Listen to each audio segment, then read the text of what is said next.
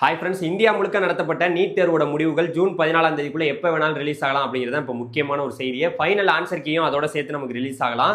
இந்த வருடம் நீட்டு pass mark எப்படி இருக்க போகுதுங்கிறது தான் எல்லாரோட எதிர்பார்ப்பாகவும் இருக்கு. 2023, 24 இப்படி இருந்தது.